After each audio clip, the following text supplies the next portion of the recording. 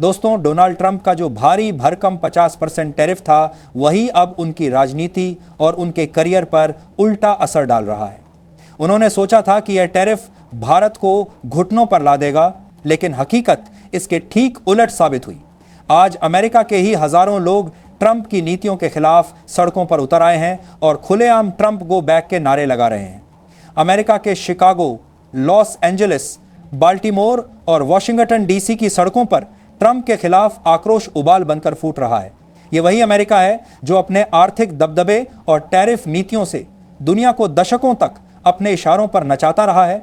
लेकिन अब हालत यह है कि जनता का गुस्सा ट्रंप को घेर चुका है और दुनिया की बदलती राजनीति ने उन्हें चारों तरफ से कमजोर कर दिया है। ट्रंप का अमेरिका फर्स्ट नारा, जो कभी उनकी ताकत माना जाता था, आज उन्हीं के खिलाफ जनता का हथियार बन गया है। और हां, अगर आप हमारे चैनल पर नए हैं तो जल्दी से सब्सक्राइब कर लीजिए। वीडियो अच्छा लगे तो लाइक ज़रूर कीजिए और इसे अंत तक ध्यान से देखिए, क्योंकि आखिर तक आपको कई ऐसे राज पता चलेंगे जिनके बारे में शायद आपने सोचा भी नहीं होगा। ट्रंप की सबसे बड़ी गलती यह रही कि उन्होंने हर मोड़ पर ऐसे फैसले लिए जिनका उल्टा असर हुआ। कभी चीन पर टैरिफ लगाकर उन्होंने अपनी ही इंडस्ट्री को चोट पहुंचाई, कभी रूस और ईरान को धमकाकर उन्होंने अपने ही तेल गैस बाजार को अस्थिर किया, और अब भारत पर टैरिफ लगाकर उन्होंने अमेरिकी नौकरियों को खतरे में डाल दिया। अमेरिकी किसान और कंपनियां खुलकर कह रही हैं कि ट्रंप की यह नीति आत्मघाती है। उनकी वजह से लाखों नौकरियां जा चुकी हैं और उद्योग धंधे ठप हो गए हैं। रिपोर्ट्स के अमेरिका पार्थ मर्दान करने का मुताबिक ट्रंप की टैरिफ पॉलिसी ने भारत को उतना नुकसान नहीं पहुंचाया जितना अमेरिका की अर्थव्यवस्था को ही झटका दिया है। दूसरी तरफ भारत ने इस चुनौती का जवाब बिल्कुल अलग तरीके से दिया। नरेंद्र मोदी सरकार ने न केवल जीएसटी सुधारों के जरिए सिस्टम को सरल बनाया, बल्कि निर्यातकों को बचाने के लिए राहत पैकेज भी तैयार किए। कपड़ा, गहना, चमड़ा, फुटवियर और कृषि उत्पादों जैसे सेक्टर को सीधी सुरक्षा दी गई।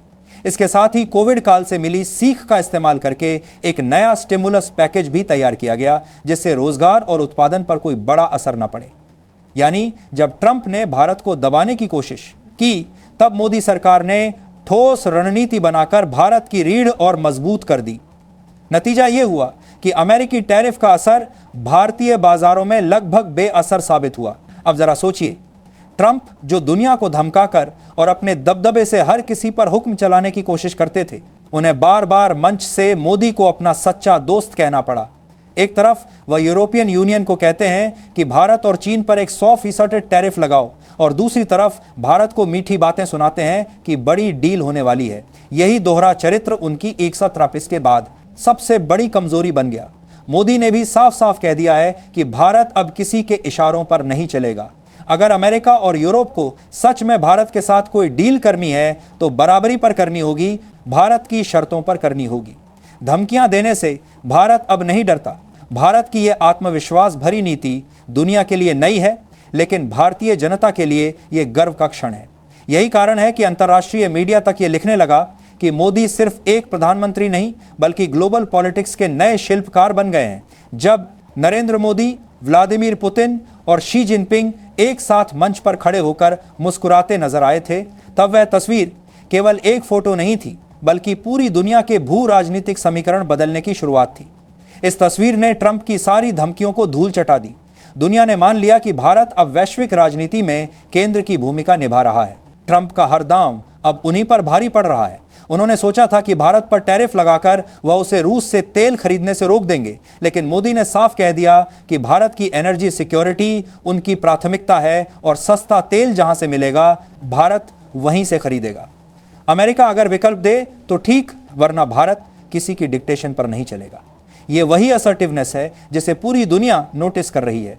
मिडिल ईस्ट से लेकर अफ्रीका और दक्षिण अमेरिका तक यह संदेश जा रहा है कि अगर भारत जैसा बड़ा देश वेस्ट की डिक्टेशन को ठुकरा सकता है, तो छोटे देश भी अपनी स्वतंत्र राह चुन सकते हैं। इसी बीच भारत ने ब्रिक्स देशों के साथ मिलकर एक मास्टर स्ट्रोक खेला। ब्राजील, रूस, भारत, चीन और दक्षिण अफ्रीका ने डॉलर को किनारे रखते हुए अपनी अपनी करेंसी में व्यापार करने की योजना बनाई। इसका सीधा असर यह है कि दुनिया की 40% आबादी और 40% जीडीपी अब डॉलर पर निर्भर नहीं रहेगी।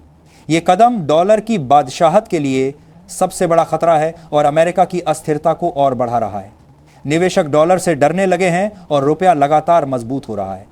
यही वजह है कि डॉलर, जो कभी अमेरिकी ताकत का प्रतीक था, अब कमजोरी और अव्यवस्था का चेहरा बनता जा रहा है। यूरोपियन यूनियन तक ने साफ कह दिया है कि उन्हें अमेरिका की जिद से कोई फर्क नहीं पड़ता।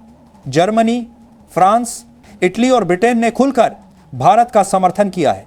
नाटो देशों तक ने कहा है कि अगर अमेरिका भारत से टकराएगा तो उसे अकेले भुगतना पड़ेगा। यह केवल व्यापार का मामला नहीं है, बल्कि यह अमेरिका की अंतर्राष्ट्रीय हैसियत पर सीधा प्रहार है।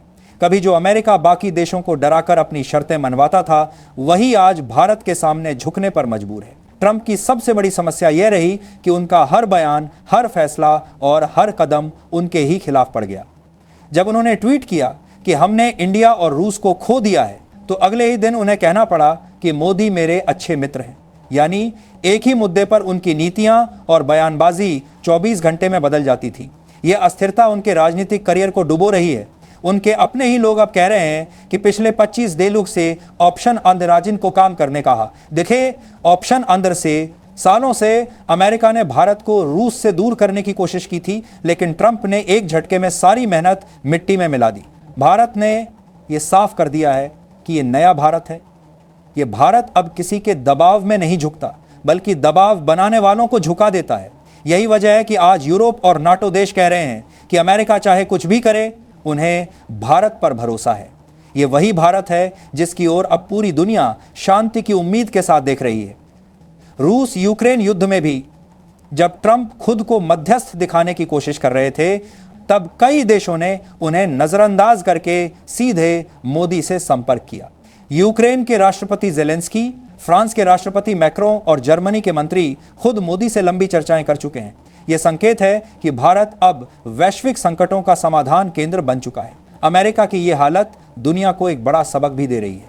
वह सुपर पावर जिसने कभी पूरी दुनिया को अपने टैरिफ और धमकियों से हिला कर रखा था, आज उसी सुपर पावर को भारत के सामने झुकना पड़ रहा है। और इसकी वजह सिर्फ एक है, भारत की मजबूत अर्थव्यवस्था और मोदी की रणनीतिक सोच।